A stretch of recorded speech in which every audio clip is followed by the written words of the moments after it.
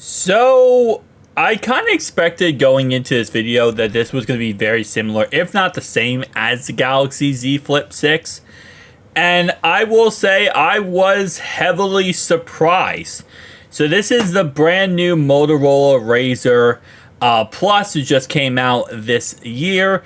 And to be honest, it's a lot different than the Galaxy Z Flip 6.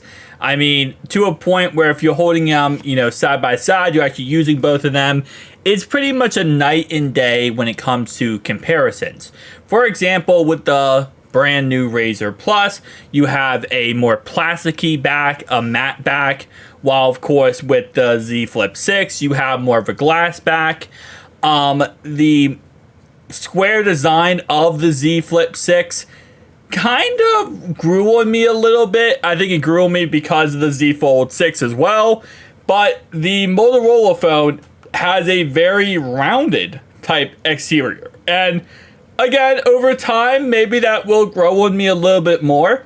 But it's definitely a little bit different. Of course, the Motorola does have 144 hertz inside display and a very beautiful outside display. I really didn't realize how beautiful this outside display actually was until picking up and actually using it.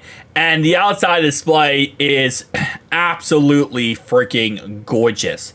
I will say it's better than the Z Flip 6 when it comes to usability. Now, here's what I will say, though, about Cover Screen OS. So Cover Screen OS is a beautiful application you can use for any flippable cell phone. It lets you be able to have a, as it says, Cover Screen OS, a cover screen that's actually usable. And it works perfectly fine with the Z Flip 6. On the Motorola series, it does not work. It won't even open. Like, the application keeps crashing over and over again, and it's kind of freaking annoying. Also, little side note, I do have an iOS launcher on my Z Flip 6. This is because I made a video about it, talked about it, and I never changed it back. But just a little side note, I do have an iOS launcher on the Z Flip 6. You're going to see it in 1 second here. Also, I didn't realize that you can't get past this screen unless you open up the phone. You got to open up the phone in order to get past the screen. And for first impressions, again, like I said, it looks beautiful. It really does. I didn't know what to expect going into it, so I guess my expectations was kind of like, okay, this is not what, this is kind of feels a little, I won't say cheap, but it feels like a little bit less premium than a Z Flip 6 in that context. The hinge is kind of weird too.